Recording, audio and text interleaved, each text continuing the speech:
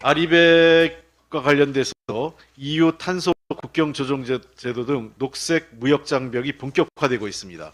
경기도 수출기업 10곳 중 2곳은 고객사로부터 아리백 이행 요구를 받은 것으로 확인됐습니다.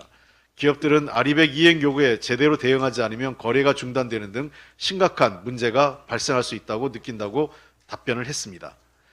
아리백 대응에 미진할 경우 피해액은 상당합니다. 삼성전자는 아리백 요구가 충족되지 않을 경우 B2B 사업에서 최대 31조 원의 매출이 감소될 수 있다고 전망하고 있습니다. 이건 삼성전자 자체 보고서입니다.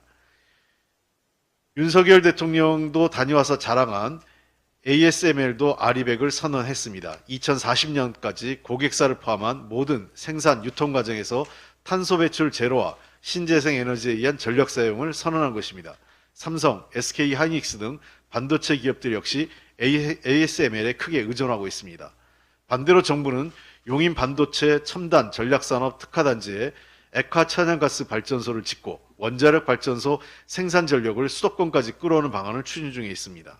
이런 식이라면 우리 기업은 ASML의 극자에선 노광 장비를 못 받을 수도 있는 것입니다.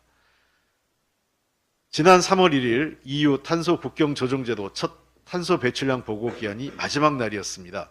2022년 기준 한국의 EU 수출액 중 약 7.5%의 품목이 탄소 배출량 신고 대상이었습니다.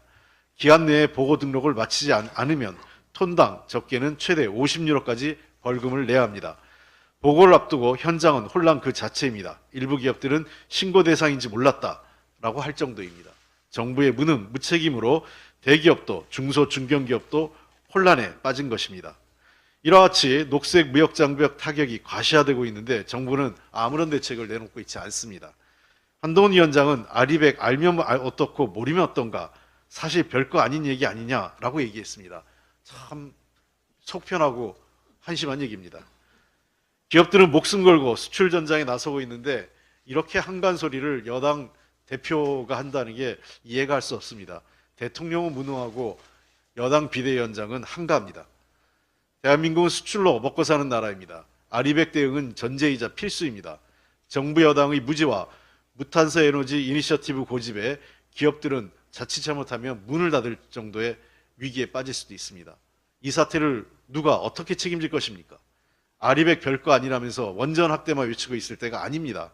정부가 이 사태를 심각하게 봐야 합니다. 이 정부의 잘못은 이 정부에 끝나는 게 아니라 다음 정부, 그 다음 정부, 우리 미래에 큰 악영향을 줄 수 있다는 점에서 매우 심각합니다. 미래를 생각하면 이번 4월에 민주당과 함께해 주십시오. 국민이 미래를 포기한 정권 심판해 주십시오. 이상입니다.